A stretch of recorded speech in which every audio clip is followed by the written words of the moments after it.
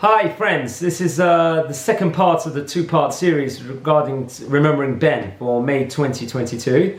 And last week I talked about Lag BaOmer and tied it in with Ben, how it happened to be his 16th yahrzeit since he had sadly passed away in most tragic circumstances with the car accident. And this week is Yom Yerushalayim, a very joyous day, and it's in English called Jerusalem Day. I want to tie it in with Ben and also with Parshat HaShavua, Parshat Bamidbar, which is the first parsha in the fourth book of Moses. It's one thing about Jerusalem and Israel. Ben was very passionate about Israel and of Yerushalayim. I did state last week how he really wanted to learn, spend some time in yeshiva, and he wanted to do it in no other place other than Israel. That was his goal, to possibly maybe live there at one stage. He had a massive passion for it. And one thing that Ben loved, which I was talking about last week, he loved how he used to love cooking for people, especially on Shabbats and when people came round. But one thing he loved was Israeli food. We all recollect from university how much he was like an advocate, and he would always buy the Tavel products, Israeli products from the supermarket. He used to love all the Israeli products from that brand. And I remember he loved especially the Israeli pickles. He was like an advent fan of it. He'd have it in nearly all of his meals. He used to equate them as being as tasty as chocolate bar Mars. That's how delicious it was. He wasn't a fan of the Mrs. Elmswood's pickles. He was a massive fan of the Israeli pickles. He loved the green olives, the black olives, all the Israeli products, the tahina, the hummus, the falafels. Whenever it came to Israeli products, he would always cook it, he would eat it. He was a massive advocate of it. I think part of his family, if I can recollect, if I'm not mistaken, have strong Israeli roots also. So that's how much he loved about it. And it's actually interesting, this week happens to be Yom Yerushalayim also. Ben had eye for Israeli products. I remember, a few of us will remember from university, that Ben used to love going to the city centre of Liverpool while he was in university, and he had a good eye on products. He used to like to buy things in a good deal, let's just say. He used to go to the market. One time he found in one of these very cheap stores, like let's just say the shops that are selling the very cheap products, he found a lot of Israeli products which happened to be 5 times cheaper than if you go to a kosher shop to buy it. He found like different Israeli chocolate bars which had to be, instead of being 50 pence, happened to be 10p.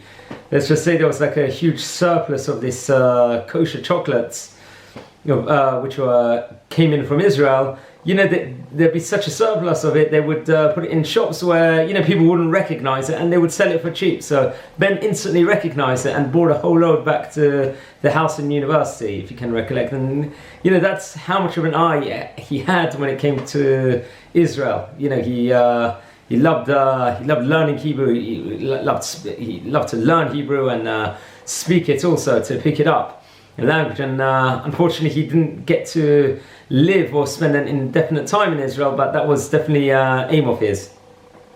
And this week is Yom Yerushalayim, towards the end of the week, which happens to usually fall on Chaf Chet Iyar every year.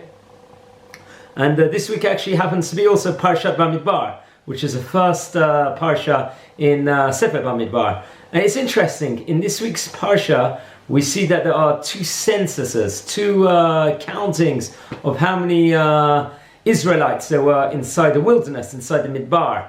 And each of these different censuses, it recollects the countings of each tribe. And it's got the same amount of people, the same numbers of how many people there are in each tribe in each different counting. So, you know, the cynic could ask, why do these 2 separate countings? You know, just why waste all these words, one might think. You know, just list it once. So there are 2 censuses and 2 different countings which represented 2 different times in the Midbar. One was on Rosh Chodesh Iyar, which is our month we're in naturally at the moment, and one was 6 months apart. And there's a rabbi teaching in Israel called the Rav Breitovitz. He actually says these 2 countings can potentially correspond to 2 different communities there are in different areas usually. We know that it's very common that there could be the melting pot community, in a region, and also there could be the salad bowl, let's just say, of a community, and they represent two different kinds of people. At different times we need these two different kinds of communities, and sometimes there's a melting pot where you put the communal needs first, where you have to mix together, and the salad bowl could be where the individual sticks out, and Ben was very, very good at both these things. When he was able to blend in when to make unity at any stage that was needed. When he saw that he had to unite people, there could be a difference between people, or someone might feel down, he will try and bring people together and do it as in a unified manner, which is fantastic. But also at the same time, you could see his individual characteristics in a supreme way. He was his own individual. He had his own way about doing things, and that's why so many people love Ben so much. And we see that represented from these two different communities. And it's interesting. The name Jerusalem in Hebrew is Yerushalayim.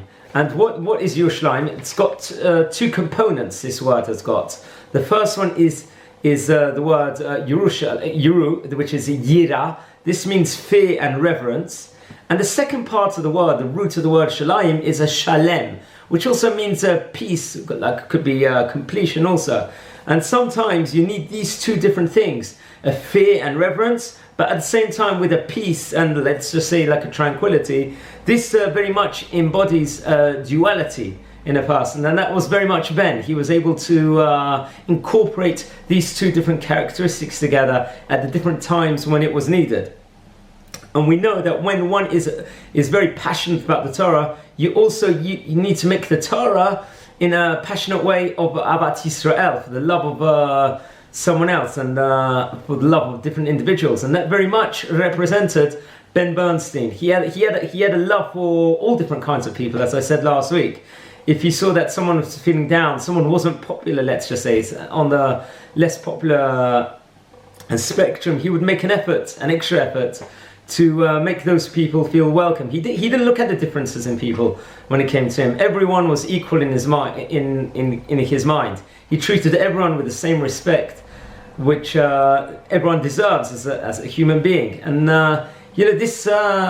this week of Yom Yerushalayim, this very joyous day, it's a time also for retrospection, because it was 55 years ago where this war took place, and it's a time where, especially Ben, he very much had such an appreciation for the soldiers that put their lives at risk for the people, and the people that opened up and started the state when Medinat Yisrael was formed more than 75 years ago. A lot of these people put so much their own lives at risk in order to form it, and it's a time of depth of gratitude, of a hakarat hatov, as they call it in Hebrew. And he always had those aspects and appreciation for all these people. And we have to be committed to the truth on a day like Yom Yerushalayim, on Jerusalem Day, and appreciate every human and everyone's contribution to society. And this was very much Ben. And may Bezrat Hashem, his neshama be in a high place at the moment. And as I stated last week, we keep doing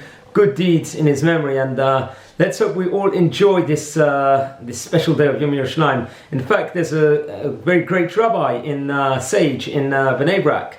His name is Rav Mazuz. He's the head of one of the Sephardi yeshivot in Bnei Brak. He says that there's a special power to this date of Chavchet Iyar, which happens to be Yom Yerushalayim, because miracles that took place on this specific day were so great that there's every reason to be joyous and to recognize the great hand of Hashem that took place on this day, how we will return to Jerusalem after so many years, and we've got this precious Kotel Maravi, the Western Wall, back in our hands. And I wish you all guys a fantastic week, and hope you're all well and doing good deeds in Ben's memory. Thanks.